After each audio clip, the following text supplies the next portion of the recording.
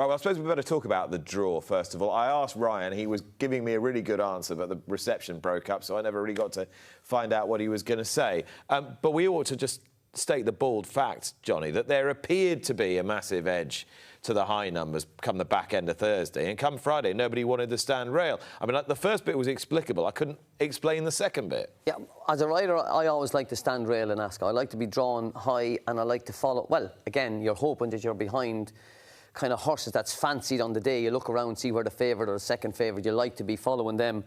The middle draw was the one, you know what I mean? And I spoke to Charlie Bishop about it. If you were drawn 14 and there was a couple of fancied ones drawn low, you would have jumped and went right.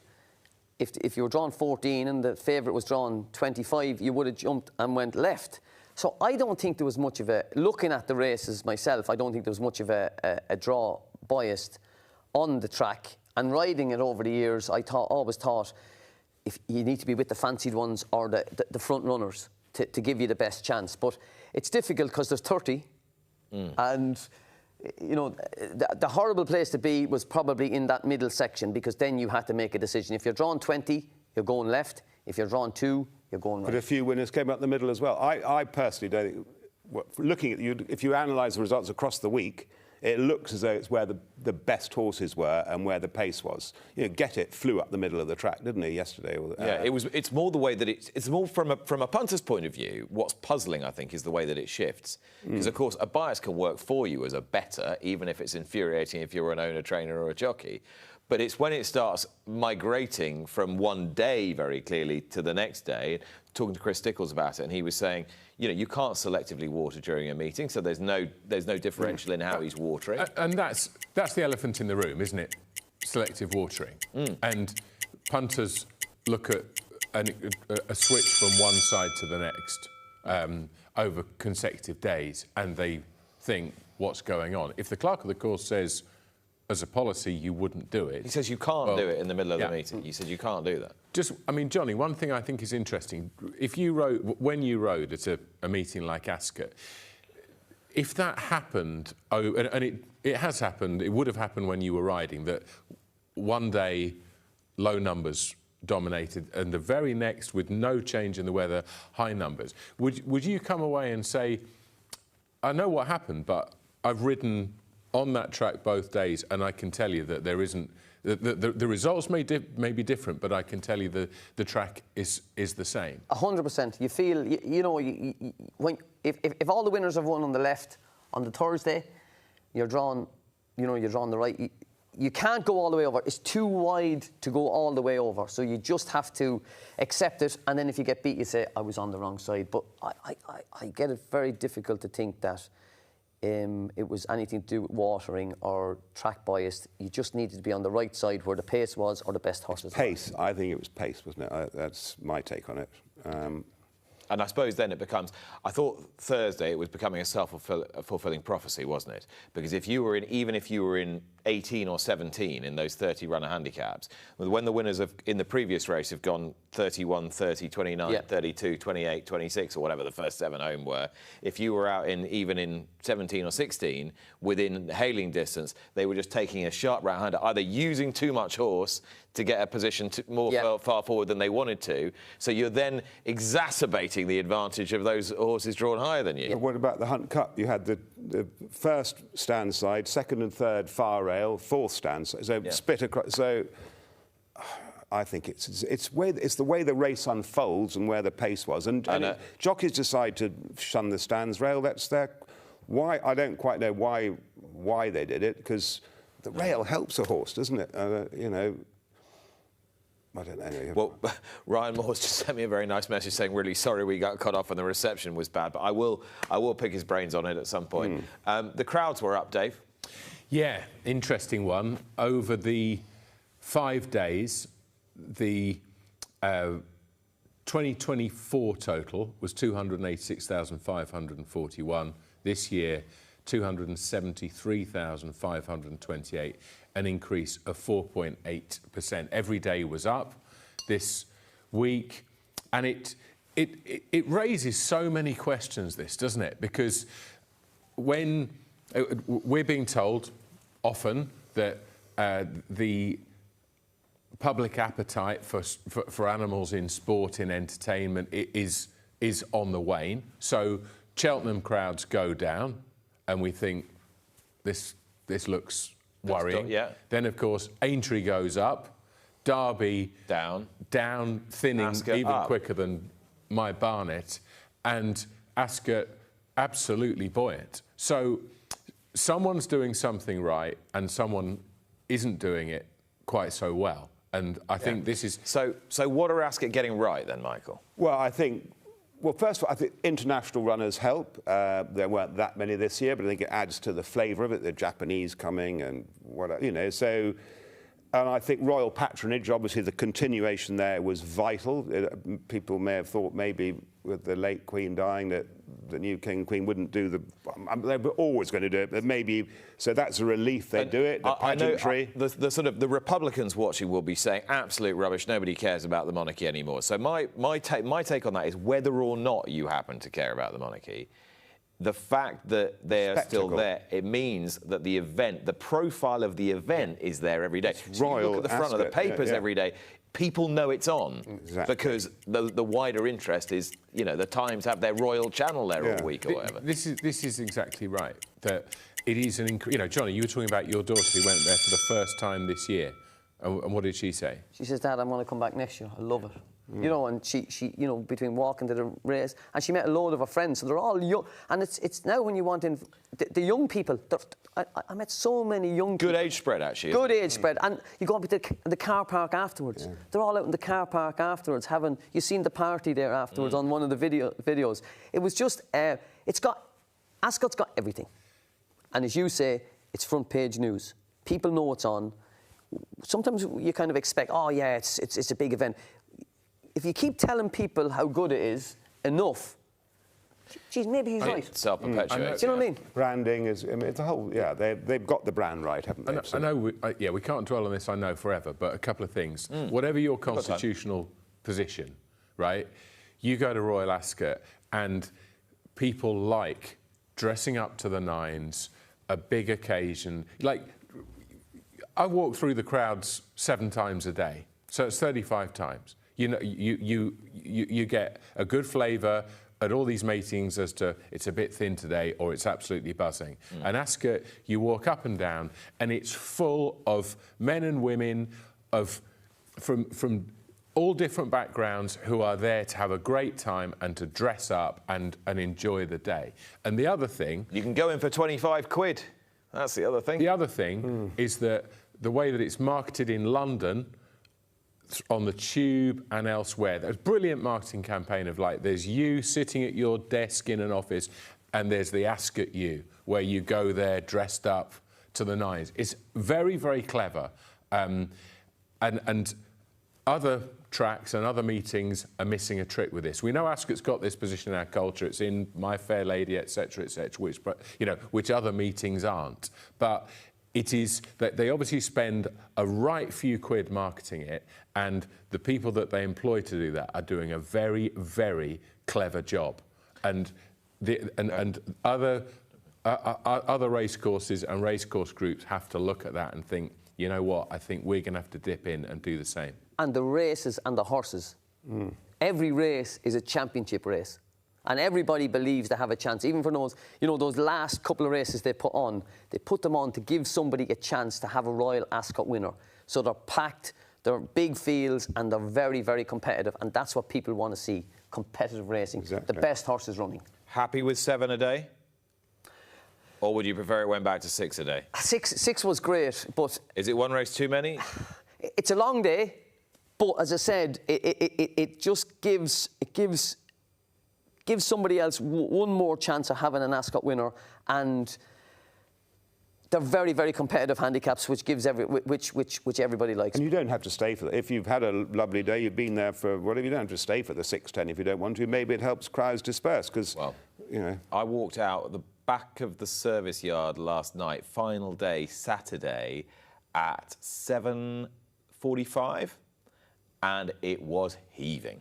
Still, that's what absolutely heaving. Fantastic. Well over an hour and a half after the last race, and that's the far end of the track. It was very hot this week. We had the kit on all week, whether you were in the Queen Anne in a lounge suit as a guy, or if you were in the Royal Enclosure in full morning dress, or if you were a woman wearing, you know, a nice dress with a jacket or whatever, and adhering to the dress codes. Was there a case for any kind of relaxation of the dress code, Dave, or not? I think there was a case for it, yeah.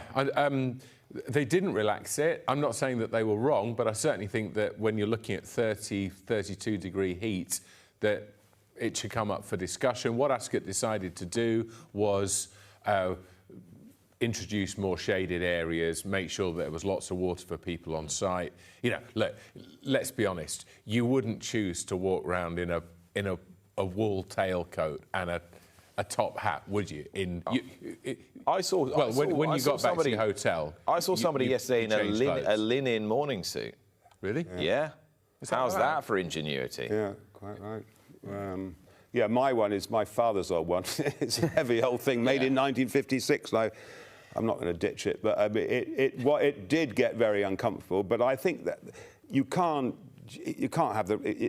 go round in, you know, men wearing their braces and leaving their coats off. I think you just got to roll with that. And it's never normally that hot, and you can go in the shade, and it's all the stands air conditioned, you know. So there's ways you just don't stand in the sun. Use your initiative, you know. Also, somebody said to me at one point, "You might be able to take your morning coat off in a minute." I said, "I'm not sure anyone wants to see at the state of anyone underneath the morning coat in a swimming pool." Yeah, exactly. But then weren't there something about people wearing socks? Said people had to put socks on walking in, didn't they? Yeah, quite right too. Yeah. So. Socks. The racist. What do we think of that? No. Need socks. Need socks. I think we need socks with a suit, don't we? Need socks with a suit. I know. Standards shouldn't slip. Now, lest incurring Kia's wrath, I know you wanted to talk about Amo Racing, not because of the record at Ascot particularly, but more about the fact that they continue to get stuck in, as we were evidenced at the Goff's sale on Monday. You know, the Ghostwriter. There are two ways of looking at this. Oh, and David Egan's signed his contract, which has been extended until 2026, which obviously, as you've mentioned, as trainers and Johnny, you as a jockey as well, that the best way to get the best out of a jockey is to give them confidence in what they're doing, and that they have a sense of reassurance. Now, obviously, that's come with an extension of that contract to 2026. As I say, I'm not throwing stones at Kia Joorabchian. In fact, in many ways, you could say that the way that the horses ran is an advancement, and it's the direction of travel is the right way. But again, it was a high-profile week for Amo Racing, wasn't it? They spent £2 million on Ghostwriter to run in the Hardwick. He ran well in third. Just others, Arizona Blaze obviously ran really well, second in the Commonwealth Cup. Cathedral was fourth in the Coronation Stakes. Flowerhead second in the Queen Mary. I'll just read you a quote from Kia Joorabchian, which was in the Racing Post. "We've hit the line with a couple of seconds this week, and it's been tough, but our 2-year-olds are always going to be later types. The horses are running well and in great shape. So it's a matter of sitting down and being patient about it." We've said multiple times already this morning that you go to Royal Ascot, you don't expect to win. It's so fiercely competitive. I mean, Kia was singing your praises when he came on the show. Said you'd been his biggest ally and friend. Well, I've trained for him for a long time. It's been a roller coaster, but he's passionate about it, absolutely passionate about it, and he's got a very big man behind him, and Mr. Marinakis, who's obviously a very wealthy guy, and I don't know what the other situation is, but he is clearly desperate to succeed. The yard they bought in Newmarket is what they've done, you know, Freemason, the money they've spent on it, it's a really great setup now. He's got a lot of outside trainers, or, you know, me, Rafe Beckett, there's a whole Charlie Johnson, there's a raft of them. Well, Charlie Clover had his and that was great, Kia was chuffed about that. I saw him the next day. Oh, it's so good, you know. Charlie Clover's a really nice young man, and I think he's going to take pride in helping his career flourish. But I think Royal Ascot, Keir has a box every year. It's a big part of it. And I had Tony Montana run for him in the Hunt Cup. And I've said it to him, you know, David Egan and Ross O'Ryan didn't want to run the horse, didn't advise dropping him back to a mile, but he was keen to give it a go. And you roll with it. And the horse ran perfectly fine. He loves runners at Ascot. Please run him, he said to me, please run him. He loves to go into the paddock, see his horses, and Flowerhead, you know, most operations probably wouldn't have run that horse. Won a small maiden at Chepstow, having been beaten at Wolverhampton. Rolled the dice, finished second. So, you know, and that he very, very nearly won the Commonwealth Cup, you know, and another day he might have won. So, I think overall he didn't have a winner, but he had a pretty. It wasn't a disaster. One man who did have a winner was Jérôme Renier. Of course, he won with Lazat yesterday. He didn't win with Factor Cheval, and he let everybody know in no uncertain terms why. Just remind me what he said, Dave. Yeah, this was an interesting one, and talking about the relationship between trainers, jockeys, and backseat driving, etc. He's come out of the race well, despite his jockey doing absolutely nothing to help him, Renier told the Racing Post. I think it was perhaps the worst ride given to one of my horses since I became a trainer. In a race with loads of pace, he elected to lead the chase of Continuous. He was the first to commit on the turn for home and launched his attack 3 wide with no cover and too far out. He thought he was at Santa Anita or Del Mar, where they have short straights and the tracks are flat. And I don't think it was a judicious move to use a jockey who rides in that style. Well, you can't accuse him of not showing his working, can you? No. I mean, that was... Well, listen, I had a horse for Barry Irwin. Barry manages... Team Valour. Yeah, Team Valour. So Barry has his own ideas of how to train them, who rides them. So I wouldn't say it was the trainers... No, but no, Barry, I interviewed Barry a few weeks ago, and I said, why did you choose Flavien Prat? And he said, his words, I've been most underwhelmed by the rides the horse has been given by Maxime Guillon and Michael Barcelona. So we might be running out of juice here. You know, so Billy Lee rode for me once, and he rang me up and he said, Johnny, stop giving the jockeys instructions. You're a trainer now. I said, OK, I won't give him any instructions. So Billy rode the horse, you know. So I'm sure Barry picked the jockey, you know, and the trainer, but maybe it wasn't his first choice. And then he rode him like that. So I think maybe he was a bit frustrated, like you would be. But are we giving Flavien a bye for it being his sort of first ride at Royal Ascot for ages, or are we saying, well, hang on, you're a world-class jockey, get it right? Well, listen, I suppose he watched videos of it, and maybe the trainer was told not to give him any instructions, so he just went out and done what he thought was best. But it's good to read stuff like that now and again, because we're kind of a little bit, you know, protective. But as I said, I'd say it was Barry's idea and Barry's instructions rather than the trainer, and he maybe a little strange bit to go frustrated. public, though, isn't it, with it? But I mean, it's an interesting read, and I always think those things are best left between the jockey and the trainer in private. If you're unhappy with something, washing your linen in public is never a great idea. Well, I suppose this is the thing. If you know that the jockey's never ever likely to ride for you ever again, well, there you are. then it's like it's a free hit, isn't it? You can't get out. Or you don't want him to ever ride for you again. Yeah, exactly. Let's talk about what happened before Royal Ascot. I mean, it seems like such a long time ago, frankly, last Monday. I don't know whether it was an inspired idea to have a BHA kind of parliamentary reception come statement on the sort of state of the nation on the eve of Royal Ascot. In many respects, it makes a lot of sense. In other respects, you wonder whether in this sort of part of the media it gets a bit lost. But I guess they're going for a kind of broader picture and to try and hitch it to Royal Ascot's wagon. I guess so. I mean, there are two aspects to this. Obviously, the substance of what it was, the all-party parliamentary group, securing racing's future, the threat to British horse racing, where obviously that we've been through the threats that we face.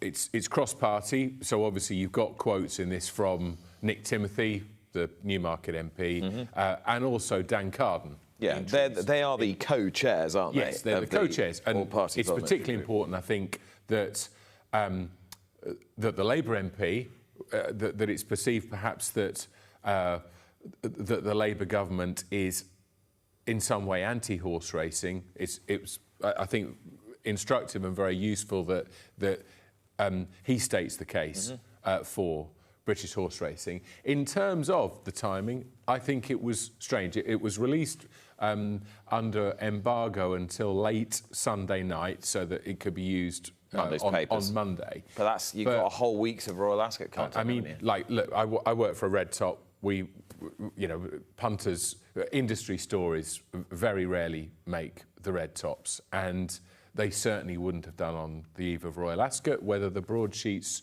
took interest in it, I don't know, but I think it's high risk. But I suppose what you had is you then had, right, if you told the MPs, you know, you've given an impassioned plea on behalf of the sport to Parliament, for them to have that fresh in their mind and then see, you know, the best week of racing of the year with that many horses, people competing, that's probably going to play quite timely. Yeah, but I think racing does face a major crisis from various angles, and from, you know, betting tax to gambling, you know, affordability checks, black market, bookmaking. I mean, that is underestimated. There's so many challenges we face, and MPs have got to, you know, whether they vote to increase tax to 21% from 15%, it'd be a major hit for bookmakers, a major hit. But then they're driving, affordability checks are driving, like the Gambling Commission, I think, really needs to understand the level of the black market, or they're in denial about it, or, you know, so there's, I don't know, it's a lot of these things are above our pay grade, but the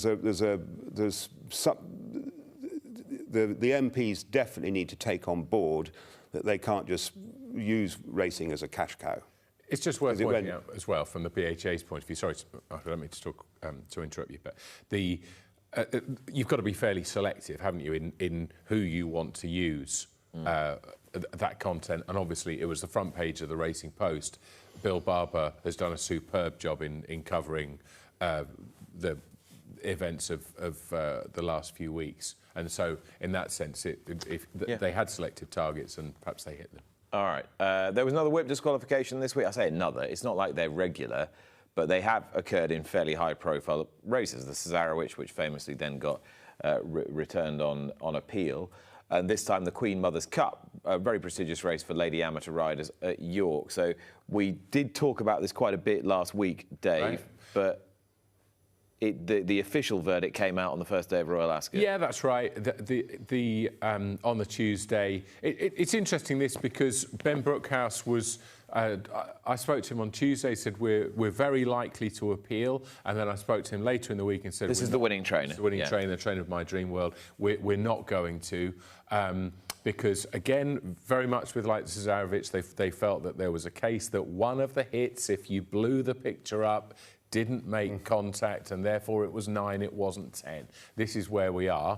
And then he decided, well, we weren't confident that if it hit by an absolute fraction, but we weren't sure, so we're not going to appeal. I would read a tweet from Jim McGrath, a Channel 4 racing colleague of yours, obviously boss of Timeform, experienced owner, has seen racing virtually every angle.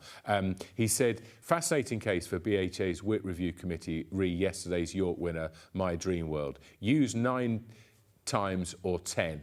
Each feeble tap, his words, not mine, delivered with all the strength of a junior Disprin. Welfare issue, you're having a laugh. Come in, Mr. Bumble. Now, the point that Jim is making... Good tweet from Jim. An excellent tweet. And the point that Jim is making, I think, is that this metric of the numbers, again, Megan Jordan was the jockey. If you're equating Megan Jordan with the strongest jockey in the weighing room, and you just counted to 10, it's absolutely... But I think the point, if you have a rule, that there is the rule, and why they delay the disqualification, that's the point. Part of the thing is for betting purposes. So those people who've backed the runner-up in that race, that now gets awarded the race, have...